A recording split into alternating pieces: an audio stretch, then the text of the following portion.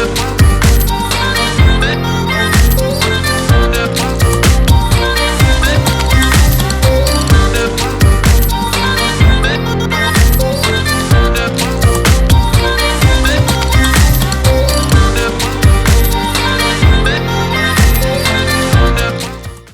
morning, good morning, good morning, and thank you for joining me on another episode of the Roundtable Talk Show. I am your host, Sharifa Hardy, and I have an incredible group of people for you today. We're going to laugh, we're going to learn. We were speaking backstage and just feeling some of the energy we have backstage. I know we're going to have a great show.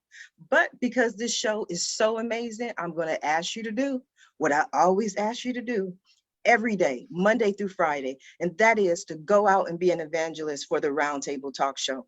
There's someone in your network, in your house, maybe there's a coworker, maybe it's a child, but there's someone who is taking this entrepreneur journey. They want to learn from the experts, but they won't have this information unless you go ahead and share the show with them. And as I always say, friends don't let friends miss out on the Roundtable Talk Show. So while you're sharing the show with your friends, I'm going to go ahead and introduce our first guest.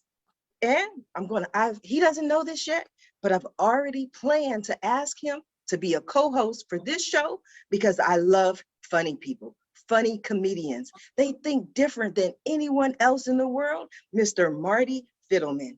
He's a comedian and comedy show producer. He created the solo show, The Adoption Diaries. Good morning, Marty. How are you? Good morning. Morning. Thank you so much. I feel good. I don't usually get funny until about 9 o'clock at night, so I'll do my best. I go slow in the morning. It's something with my genes or something, but you're funny. You're funny. Even that right there is funny. So it's 8 o'clock. I'm laughing already, but I need you to be a co-host today, Marty. I need you to find something funny, something interesting, something different. I'll do my best. Okay, but tell us about yourself. Who are you and what are you passionate about? Well, I'm very thank you for inviting me here and give me the opportunity. I've been doing comedy for a long time, and I've been writing and I'm doing some shows, and it's always fun. It's a challenge. I'm trying to do a lot of corporate things. We do a lot of some shows in clubs and in corporations, and we produce the shows, and it's always really good. I try to get a diverse variety of comics, and that's a big deal. And it's always good. We're doing one tonight, doing one this weekend outside, so it's always good. And as you mentioned, the Adoption Diaries. I'm doing this. Producing a show, we're doing it this summer. Actually, it's in August 21st. Doing it online, the whole show again. So I'm looking forward to that. We're talking about I was adopted. It's not a secret, but I've been and I'm doing the show. We'll talk about that, my experiences. What I don't understand, I'm going to find out. We're going to find some more funny today. But what's difficult for me is to do a comedy show via Zoom. I saw people do it. Other people are doing it. But for me, I do events. I put on stand-up comedy shows. And to me, there's nothing like the energy of the crowd, whether the crowd is sober, a little, under the influence, but it's the people coming together. Have you been doing them via Zoom? And what are your thoughts? It's a good question. It's a very good question. It's an honest question. It's okay.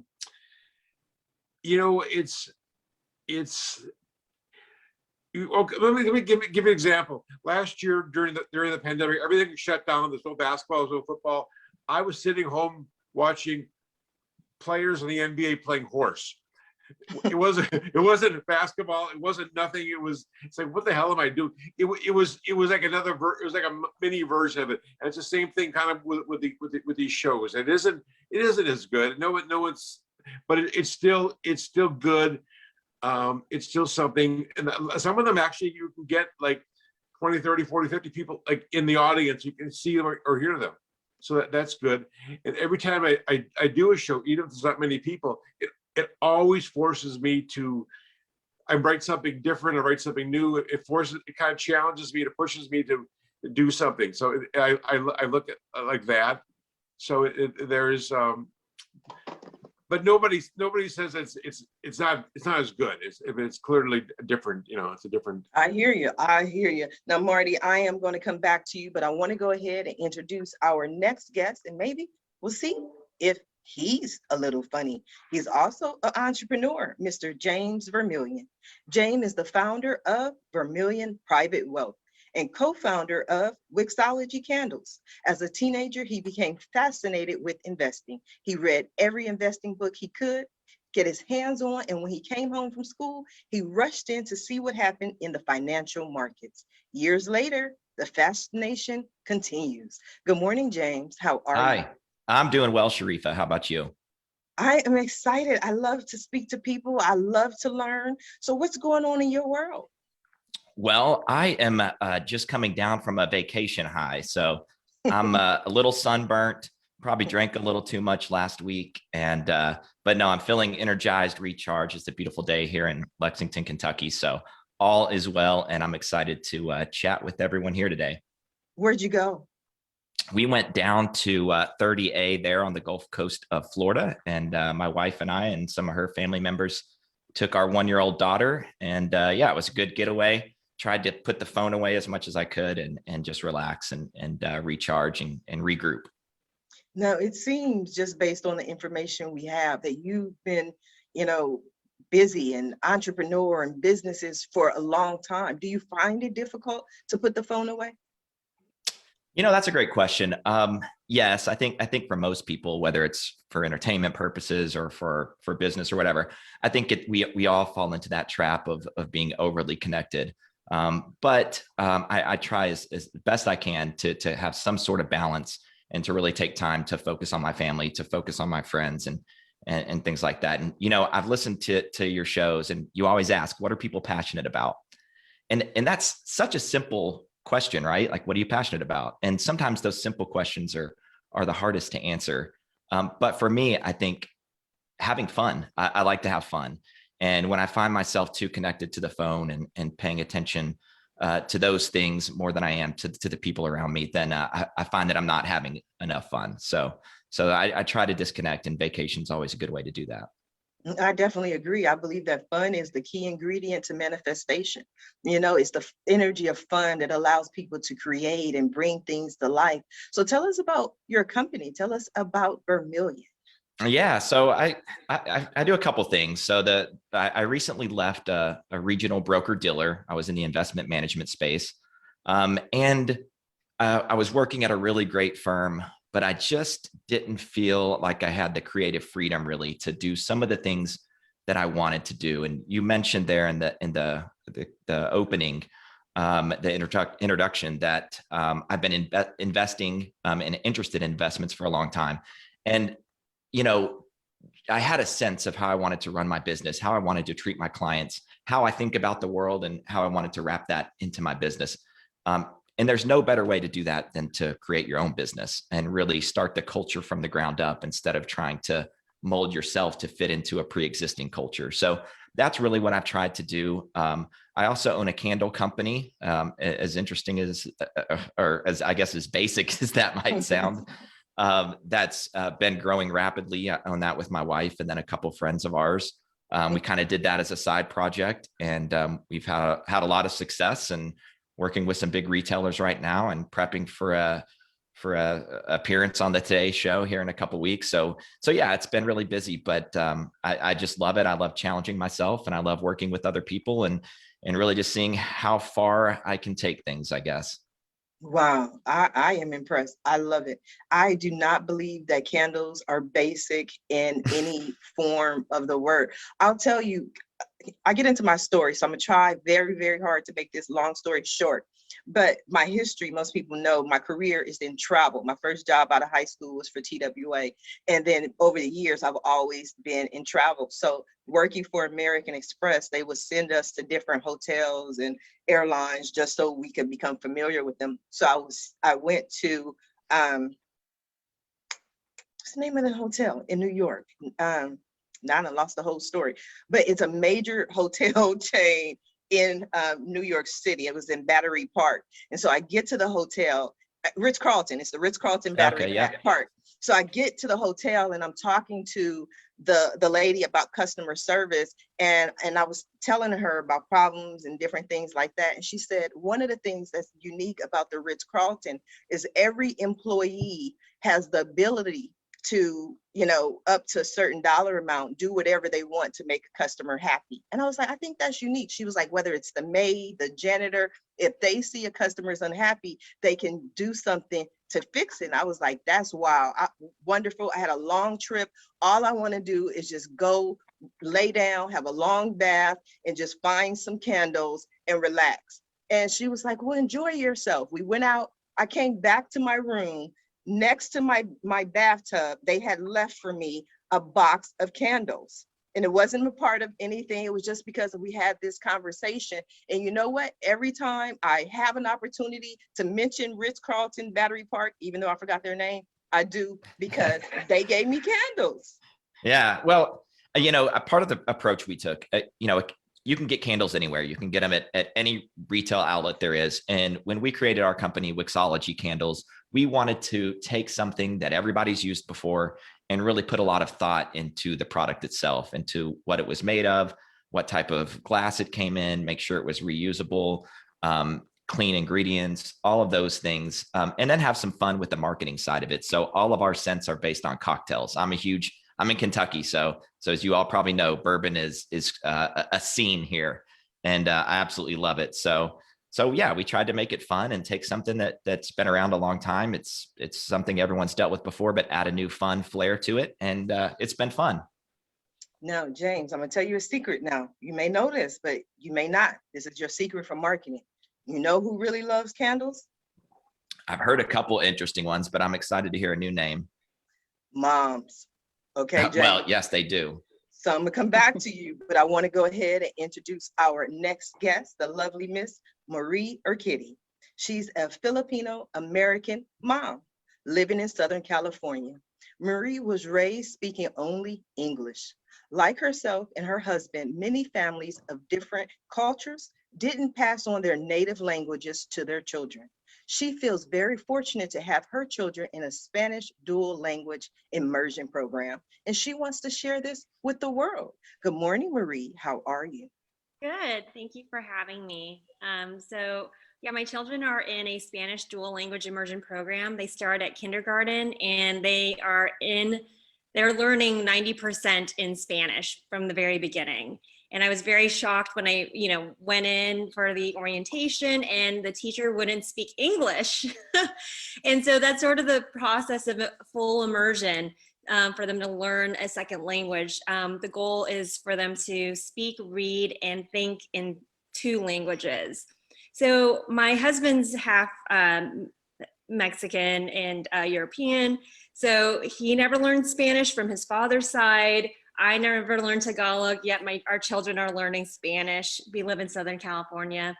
So I guess I had this sense of guilt that I'm not passing down my own heritage language.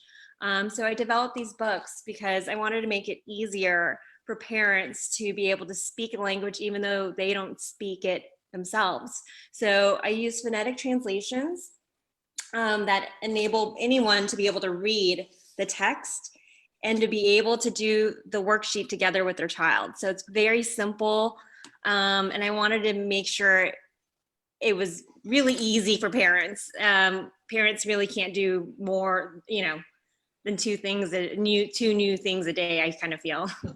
But yeah, that's my story. You sticking with it? Am I sticking with it? Yes. I mean, I launched in March. I'm really happy. I really want to try to get to do French, but writing the phonetic translations is really difficult. So that's a challenge. It's easy for Tagalog and Spanish to write the phonetic translation because it's a very phonetic language. The way you see it is the way you read it. There aren't any sort of accents. So there are challenges with what I want to do, but I see several products in the works, and so it's been really exciting.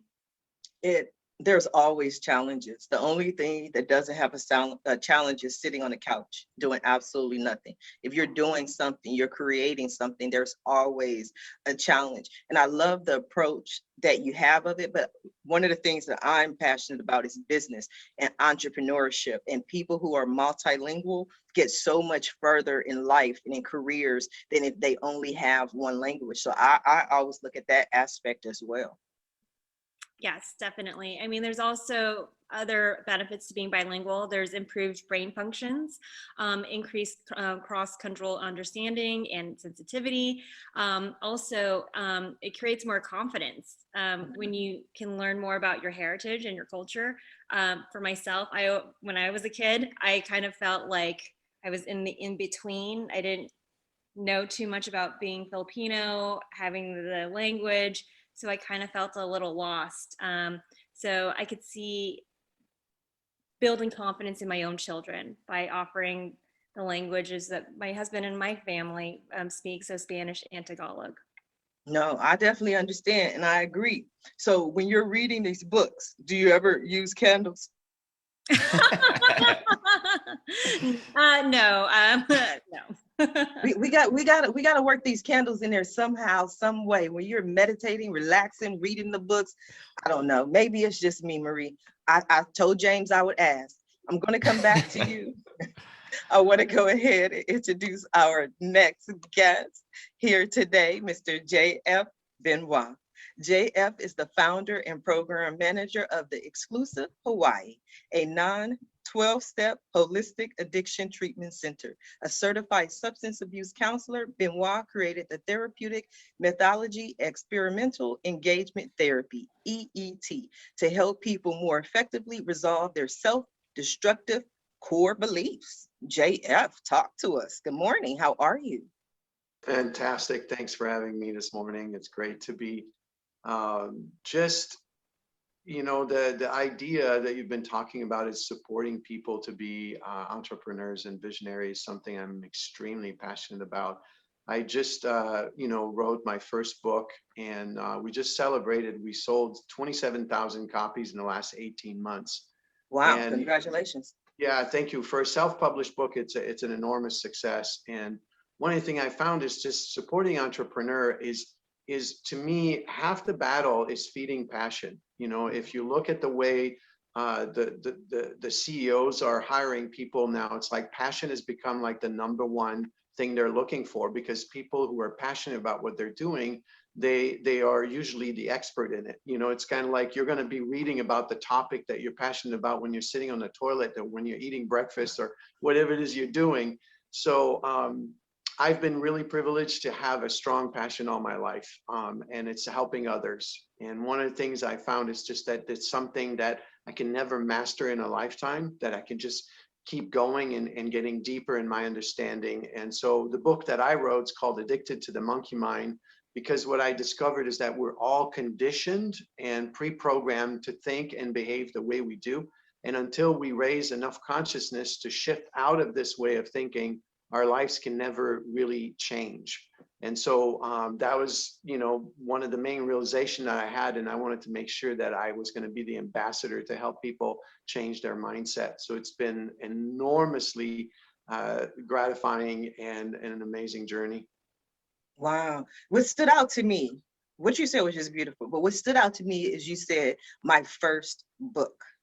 Usually people don't reference their first book until they're like 4 or 5 or maybe 2 books in. So do you have another book planned? Thank you so much for asking. Absolutely. I'm actually in the middle of writing the outline. And the book is called You Matter to Me. And one of the main thing I discovered is deep down, every single one of us have 4 primary sort of way that we need to address in order to create mental health. And those 4 ways are a sense of belonging, being seen by others, a sense that your life matters and it makes an impact and connection with nature. And if we know how to create this on a regular basis for ourselves, we can change the way we think, and we can build absolutely anything we want. So a lot of people think it's more complicated. They think that they have to use a lot of positive affirmation consistently to try to get them to the new mindset. But it really, what I've discovered is it's not about changing analytically. It's about changing your nervous system and the way your nervous system responds. And there's a lot of thinking that's happening at the nervous system level. One of the things that I'm always interested in, and I hear when you're speaking, is there's a lot of information, a lot of resource, a lot of knowledge. But what brought you to this point? What made you make the determination that, hey, I want to help people? Was it because of your journey, your stories, your experiences, maybe someone you knew? But why are you so passionate about this particular topic? You know, it's interesting, you know, I think I was wired that way. I remember in high school where my friends, my close friends, would come to me and share how their parents were getting divorced or they were struggling with something. And so somehow it was built in. Like, I think from my mother was, you know, in a lot of distress. She was a single mother. My sister was epileptic. My other sister, you know, so we were just a split family without a father. And so I think that early on, I was sort of like put in the role of being the therapist even for my mother, you know, so it's just like, I think it was just, you know, part of my upbringing. And then it just, you know, grew from there, really. Oh, wow. Now, JF, I am going to come back to you. I want to go ahead and introduce our next guest, the Miss Nye Kanell. Nye is the Chief Marketing Officer for SpaceIQ, a company whose cloud-based platform helps turn facilities and workplaces from cost centers into strategic business assets. She interacts and collaborates with customers, prospects, industry analysts, and other workplace management professionals to promote and improve the SpaceIQ platform. Good morning, Nye. How are you? Good morning. I'm so excited to be here. I love all the conversations and the introductions. Like, you know, when Sharifa was talking about candles, I use them. It helps me relax in the evening. Thank you, Nye. You gotta Yeah. get you some. Yeah, there you go. What's going on in your world? What are you passionate about, Nye? I am passionate about so many things on a professional level. You know, SpaceIQ, it's my baby. The great thing about SpaceIQ is right now it's in the pandemic, it's really helping a lot of companies rethink and prepare for how they return to the workplace, right? Everyone's kind of deciding, do we stay remote? Do we come in? How do we think about it? To that extent, you know, we have a big event at the end of the month called Return Agile, where we're helping organizations figure out how they do it. What do they need to think about? What are the things they need to consider, right? As they go back to a new normal and rethinking what their workplace should be. On the personal side, you know, I am very passionate about, I'm a mother as well, just like Marie. But I've always wanted to work full time. And my passion there is helping support parents in that endeavor of how do you juggle everything. And then also, you know, helping women in business and gaining more leadership roles. I like that. So let me ask you now, because I read into a whole lot stuff that other people may not notice. I read into. My mind is very creative. And one of the things that you said is you said, I wanted to work full time. So when I hear that, what I hear is that there was a question or whether or not you should work full time or whether you should just be a mom or just be at home. Or again, I might be reading too much into that. Oh, completely. I think that's something that every mother, I think, goes through or thinks about, especially with their first child or multiple children. Like, you're always divided in where do I put my passions? Is it with work or is it with my children? Am I doing both justice? Am I giving enough attention to both, right? I've chosen to do both, but does that mean they're both getting adequate time? Do you feel in 2021 that we are still basically having that conversation? And the reason I say that is this journey, the journey of Sharifa Hardy, the Roundtable Talk Show, everything I've done all started simply because I wanted to be a stay-at-home mom. That's what I wanted to do. I wanted to be at home to watch my kids take their first steps, hear their first words, just see them laugh and grow. And I knew then the internet was the only way for me to do that and you know, and work at the same time. Do you feel, and people would say, oh, basically you're lazy or you're crazy, you have to go to work. That was 1994. It's 2021. I think it's still a topic of conversation, right? Just where people are. The great thing about 2021 versus 94 is the advancements of technology and the different ways in which people can find revenue. Like I look at Marie and her coming up with her own business and being able to make that affordable and finding ways to make it work is something that you're doing. You and your podcast is the same way, right? And to me, being a full-time parent, it's how you get creative with it. And it's the way to think about any kind of problem solving to a solution, right? It's how do you rethink, turn it on its head, and figure out what's going to work for you and make it happen, right? It's not always going to be perfect. It's not always going to be easy, but it's that drive to get there. I like that. Now, James, we've been talking, I don't know why, maybe because we're so close to Mother's Day. Father's Day is coming up. I mean, do dads have the same concerns about working and being a parent? Yeah, and I would take that even a little bit further, Sharifa, and say that people in general, whether they have kids or not, are concerned and thinking more about working and what work looks like and how that intertwines with their life. I think there's kind of this new movement, and as was alluded to, I think it's a lot of it's technology driven, but I don't think people are as willing to accept the fact that their work needs to drive them. That they can drive their work and their work can be a part of their life, but not their life. And, you know, as an entrepreneur, going back to as soon as I got out of the Air Force, or really I kind of started that journey while I was in the Air Force.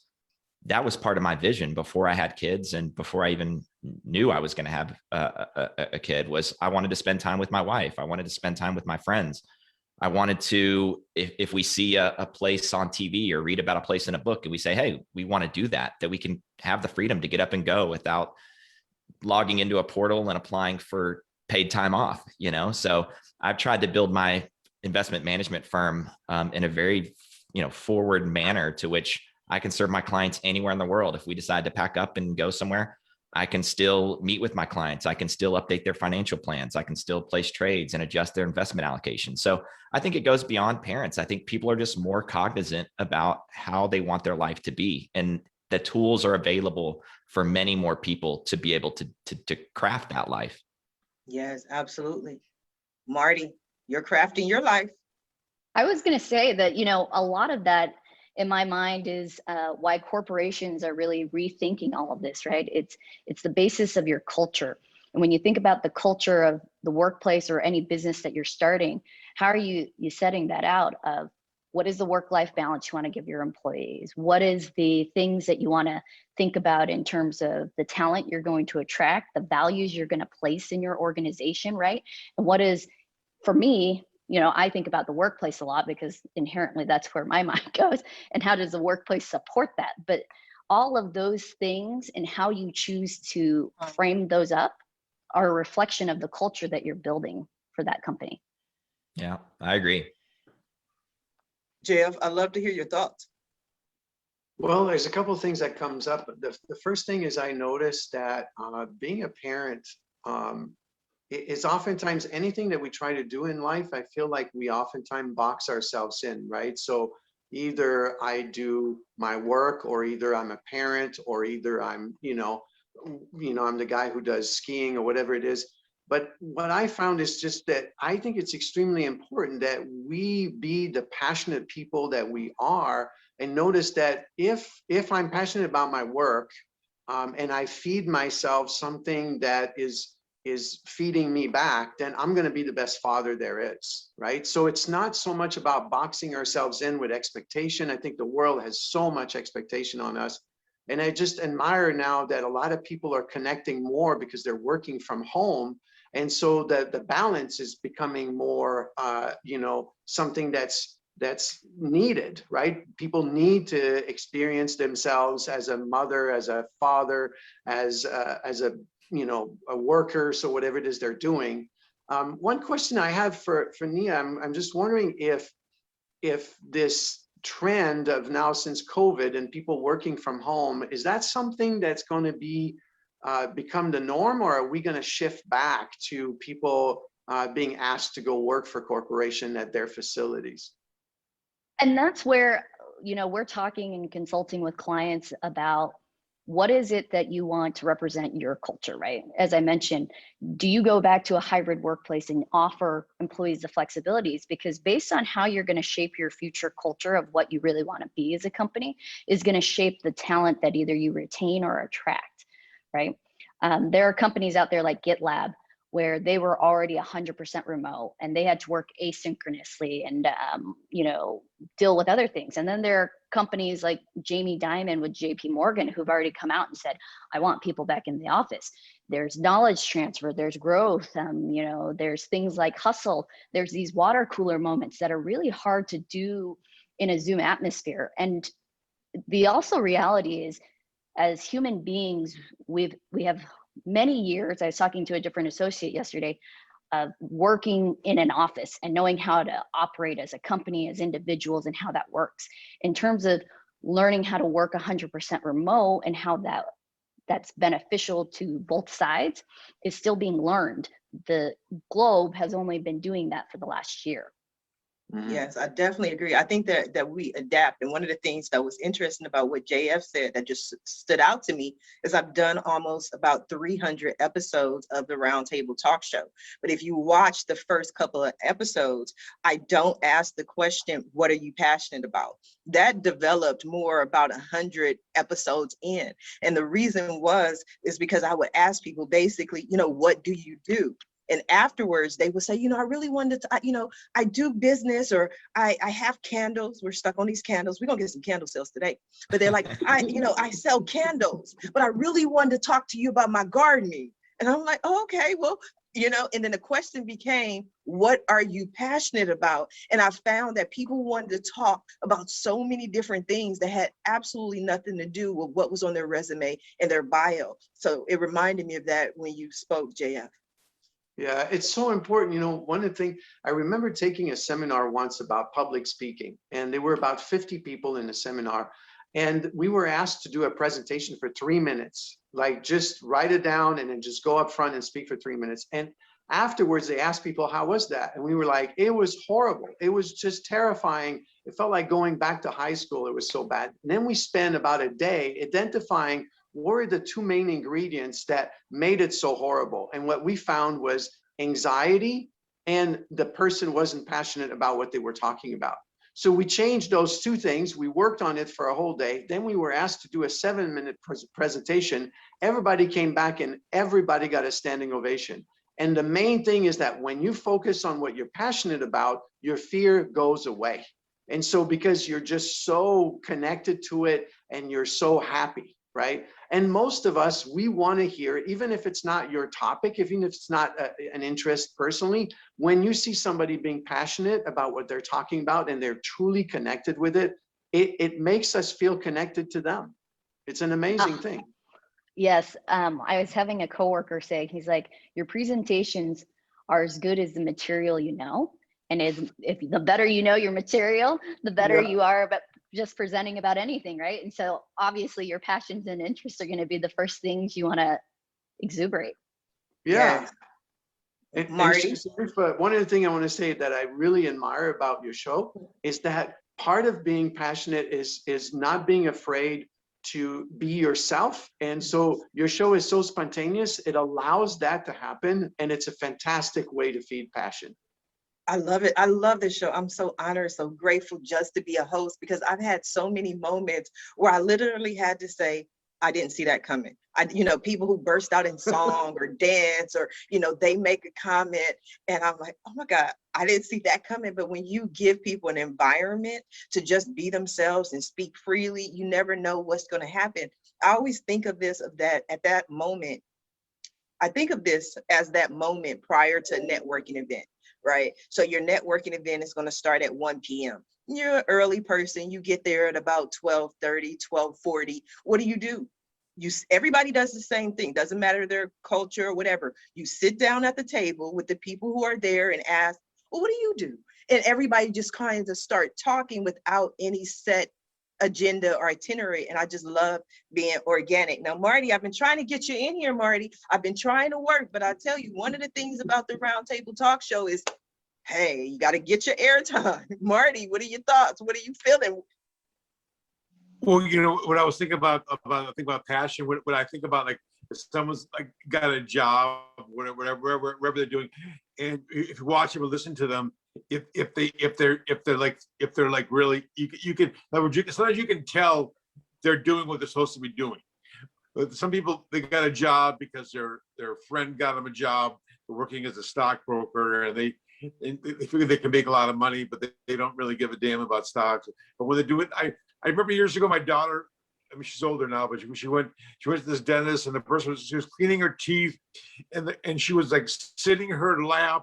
I mean, it was like beyond what you'd learn in dental hygiene school. I mean, it was just so beyond. It was her. I mean, it was like when you watch it, I was like, she's doing what she's supposed to. I mean, that was like really, she couldn't do any more. You know, I mean, that was her thing. So I always think about that. Someone's talking about, you know, like if they got a job and they're making a lot of money, but they're just kind of going through the motions, you know. Yes, but Marty, you've been a comedian for, you know, you're only about 25, so it can't be that long. But how do you maintain? I heard it in kindergarten, yeah. How do you maintain the funny? That's what I want to know. Because for me, as a talk show host and, you know, entertaining people, it's not always easy to be funny. Well, you know what? First of all, I'm very flattered, but you know, sometimes it helps if you just watch. If I just watch old videos or listen to some people, you know, that always helps. You know, just someone. I mean, you know, I'm not taking the material and saying, oh, yeah, talking about my brother or whatever it is. Oh, yeah, that's a good idea. Reminder. Just listening to other people. I heard a guy yesterday. He was talking about. I saw it on the internet. He was talking about sitting on an airplane next to a little kid. It was so unusual that it was just funny. Very honest, obviously. And it was funny is usually the unusual, you know, the thing that you don't see coming. That's what I try to do. And most people don't see me coming, right, James? Not at all. Didn't see it coming. that's true. Yeah. James, in business, in marketing, how do you balance having two businesses, a wife, some kids, you know, bills? How do you balance everything? This is going to be probably a boring answer, I would say, but to me, and maybe it's my military background, I'm not sure, but I have to be organized. If I don't write something down on my to-do list, I'm telling you right now, I'm not going to do it. So, you know, it definitely can be a challenge. But I think this all ties back into what you were talking about. I'm doing things I enjoy. That makes it a whole hell of a lot easier to you know, get up and go do those things and feel good about it. Even, you know, starting my own wealth management firm, I feel so much more energized now that I can do things the way I want to do them and not necessarily try to fit into a mold that's not me. And being able to be yourself and having that creative flexibility is really empowering. So that makes juggling those tasks a whole lot easier than if everything on that list is something you don't want to do, but you feel like you have to do. James, do you do some of it based on like how you look at your time and how you prioritize, right? Oh, definitely. I mean, you know, time is such an important thing. I think to me, it's maybe the most important thing that we all have. I mean, our time on this earth is limited, and how we spend it is really important. And I don't want to spend it and be on my deathbed thinking, man, I didn't do the things I wanted to do. I didn't do the things I should have done. So yeah, time is really important, and prioritizing is is so important. And that goes back to what we talked about earlier with how the workplace is being viewed. I think a lot of people have realized over the last year plus that they weren't really living the life they wanted to live. And I think that's going to disrupt things for the better over the next couple of years. And I think we're going to come out of the COVID-19 pandemic with, yes, some negative and a lot of bad things, but also I think it's going to transform how people live, how people work, how people play, and how they interact with other people. I definitely agree. What stood out to me about what you said, James, is, and I'm gonna ask JF because this is JF's field, but you mentioned that the candles might be basic and your answer might be boring. So I'm like, that's what a lot of these people need to hear. They don't need all these get rich quick schemes and, you know, exciting offers. Stick to the basics, stick to what works. I tell people all the time, my system is automated for having guests on the Roundtable Talk Show. You go to the website, asksharifa.com, select be a guest, schedule yourself.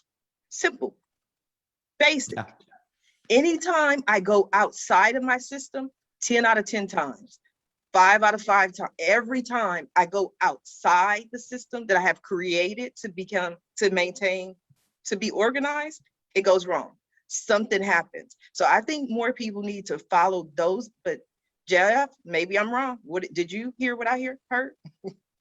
Well, here's the main thing I'm noticing is that anything that creates success has to be coming from the right mindset. And most of us are not spending enough time realizing how we actually create a good, strong mental health, you know? And so one of the basic thing is just like that I notice is that I spend a lot of time doing things where it's kind of like building a muscle every day, right? So for example, the body doesn't believe a positive affirmation. You know how people set up New Year resolution, they want to do these goals that they want to achieve, but how many of them follow through? It's, you know, we all know the cliche is just that they do it for a few weeks and then they quit.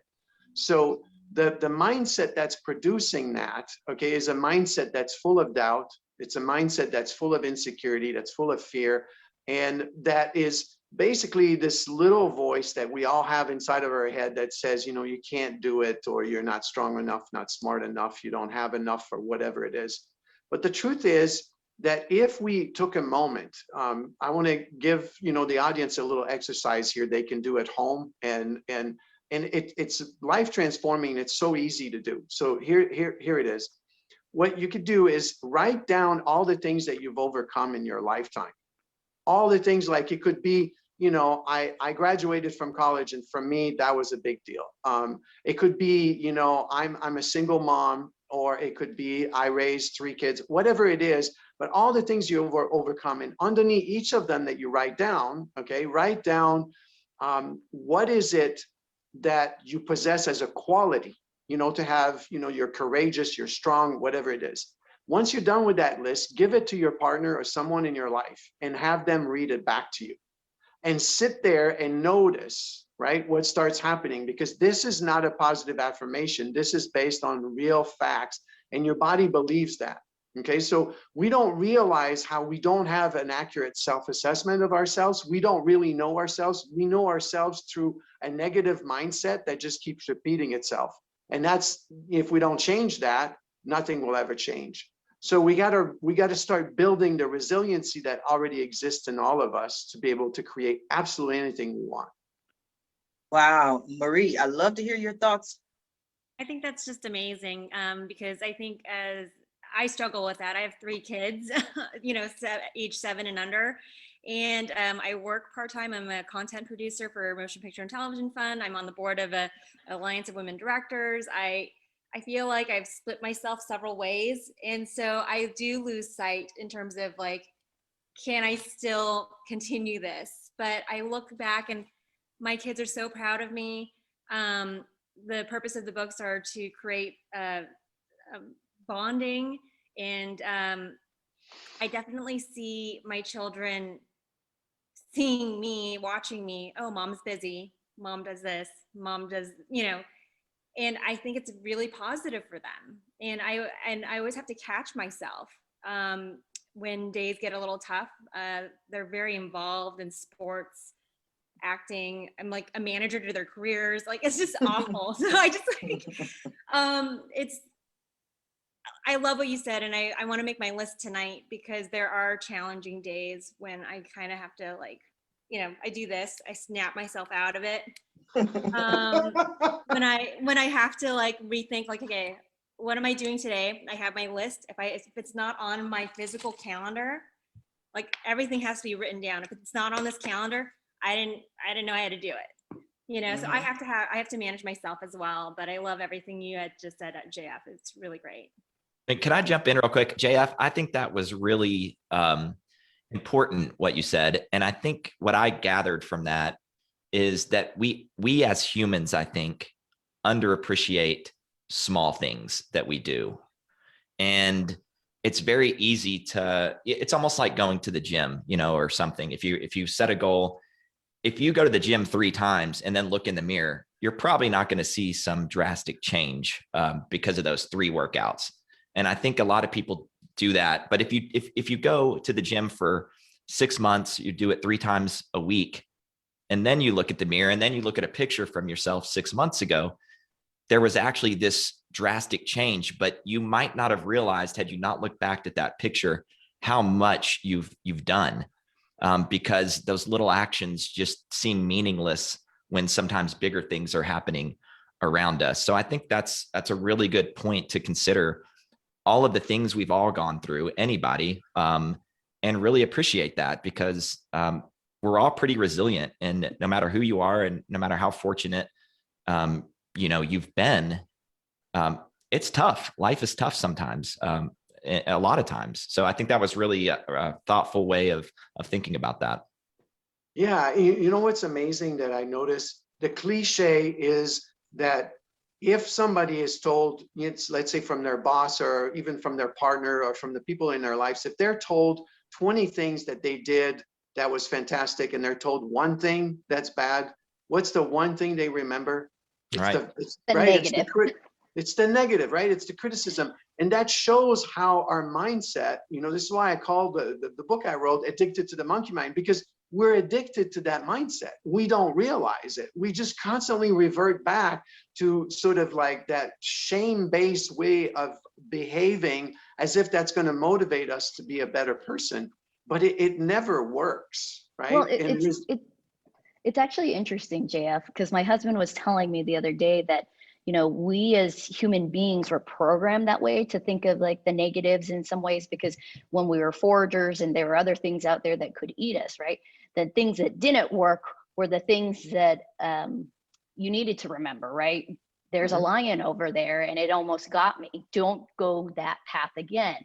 I ate this berry and it made me feel really sick. So I shouldn't eat that berry again. And that's why you remember the things that hurt you sometimes, instinctively more than the things that are positive, because those things don't hurt you. That makes sense. And in the investment world, there's, I have to pay attention to loss aversion bias. And that's really what it is. It's if somebody is investing and they lose $1,000, that's going to feel significantly worse than if that same person earned $1,000, how good it's going to feel. There's a major bias towards losing. And it's kind of the same thing you're talking about. Bad things feel worse than good things feel good a lot of times. And I think that gives people that negative mindset that JF was mentioning earlier. You know what's strange? Nye, right? Am I saying your name right? Yes, Nye. Think like Bill Nye. Okay, great. Nye. So imagine that this mindset that you talked about, is based on physical safety. Okay, but imagine that today our physical safety is not being, challenged. Really, it's pretty rare. I mean, unless you're in a gang or something. But the point is that nervous system has replaced the sense of survival with the sense of self-worth. So the way we perceive ourselves is we're constantly looking through the lens that we somehow feel threatened as a person of confidence, as a person of who we are. So if you take the time to look at all the negative things that we have, they're all related to some sense that we feel like our sense of self-worth has been threatened. So it's the same principle, but it's not a lion anymore. And it's not a danger berry that you might eat. It's your own attack on your own sense of self-worth based on how other people see you. It's really, it's life transforming if we can only learn that. It could change everything. Yeah, Absolutely. yeah, it helps to keep reminding yourself of the things that you've done, the positive things. Even the little successes makes a big difference. It's an enormous difference. Enormous. This has been an incredible conversation. We are coming down to the last few minutes of the show. And what I love to do at the end of every show is just simply allow my guests the opportunity to speak directly to the audience, to everyone who is watching this show live, as well as everyone who is watching it in the archives, and let them know what you want them to take away from your appearance here today. And we're going to start with you, Marie. Well, go ahead and check out dliparentbooks.com. If you're watching and you want to try a copy, email me and I'll send you one. Basically, it's for anyone who wants to help teach their children or learn Spanish. Tagalog's coming up next month. And it's a really fun way to, in a non-threatening way, it's an easy way to do something together with your child that will promote language learning. I love it. I love it. And where can they pick it up? www.dliparents.com. Wait, dliparentbooks.com. ilparentbooks.com. Yes. Okay, we got it. Marty, what do you have for us? Well, what I have is it's really been a pleasure. It's such a wide, diverse mixture of ideas today. It's really helpful and inspiring to listen to that. But I've been working with people to help them develop their sense of humor, helping employees. So I've been working a lot with that. They help people become more productive, and some people are really nervous like getting back to the workforce. And so I've been working with people with that. I have a little workbook, and so I can be happy to help people with that. To help people be happier, more productive, and less stress. And So where can the people pick up the workbook? well, if you just go to my the website. It's Marty Fidelman, Fidelman, Fidelman.com. Or I'm on Instagram, or I'm anywhere. You're on Instagram, Marty? Yes. Wow, that's It's interesting. 224H number 1. Yeah. Marty 24H number 1. 24HRS, 24 hours, number 1. Okay. Is there funny material on there? Should be. I'm gonna check it out. Yeah, there is. Yeah, cute stuff. Yeah. I'm gonna check it out because I have to see something funny from Marty. Thank you, Marty. Thanks. Oh, it's there. You're welcome. James, how are you? I am good. This was a great conversation. I really enjoyed it. And I think you delivered, Sharif, on you never know where it's going to go. So I try to warn people in advance. No, but I think that's great. I think, part of earning is putting yourself in uncomfortable situations. And maybe I do that a little too much sometimes, but I really enjoy talking to people and learning from people. And I thought everyone had some really good insights. So yeah, thanks for having me. And I also have a podcast as well. So the podcast is Bulls, Bears, and Bourbon. It's a finance and investing show that's really not a finance and investing show. It's very much like this show in the sense that we talk about life and what motivates people and why people, what their why is, why they invest, why they are just, motivated to succeed, and what success looks like and what wealth means to various people. So and like all good things in Kentucky, we add a little bourbon just for good measure. So Bulls, Bears, and Bourbon is available on podcast platforms? Yeah, all the major podcast platforms. You can find us there, and we, have some good, fun conversations over some good bourbon. I love it. I love it. Thank you. JF, what do you have for us? Well, if you find yourself drinking a little too much bourbon and you can't quite control it, In moderation, in moderation. We do. I'm the co-founder of the Exclusive Hawaii. So those 3 words, theexclusivehawaii.com. It's a small, holistic, non-12-step residential treatment in Hawaii. I recommend that you pick up the book. It's called Addicted to the Monkey Mind, Change the Programming That Sabotages Yourself. It's available on Amazon. There's 3 formats. It's on Kindle, paperback, and also there's an audiobook. My favorite is the audiobook because you follow these 2 characters and it's very relatable stories. And there's a lot that goes on. And so the audiobook can be downloaded on your phone and you can listen to it in the car. So I recommend that. And lastly, but I just want to remind people to develop more gratitude in your life and be kind to yourself, okay? Because what I've discovered is that we all matter to each other. We all do. Emotionally, we're all the same.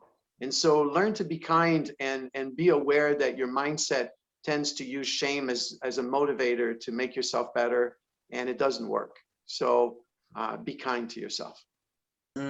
Words to live by. Thank you. Nye, what do you think of today's show? I thought it was great. I loved having a dynamic conversation with everyone.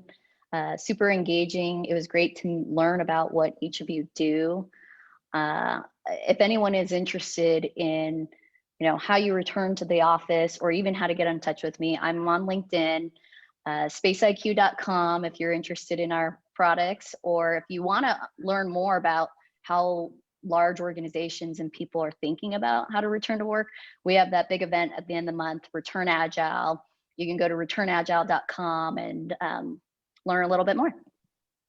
I love it. I want to thank you all for being guests on today's episode of the Roundtable Talk Show.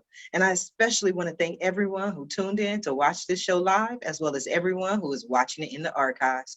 Just because you didn't catch the show live doesn't mean we still don't need your support, because we do. Whether you're watching the show 2 days from now, 2 months from now, or 8 years from now, I don't know. Please go ahead and share the show. We definitely appreciate your support. But I ask, don't just visit the websites and support our guests by sharing the show. Support them by picking up a copy of their book, having a consultation, working with their wealth group. So many things you can do to support our guests, and we appreciate you because our guests are here this morning to support you. So please support them. Now, if you're looking for more ways that I can assist your business, or maybe you want to be a guest on the Roundtable Talk Show, please visit my website at asksharifa.com. Until tomorrow morning at 8 a.m. Pacific, everyone have a safe and a blessed day. Bye now.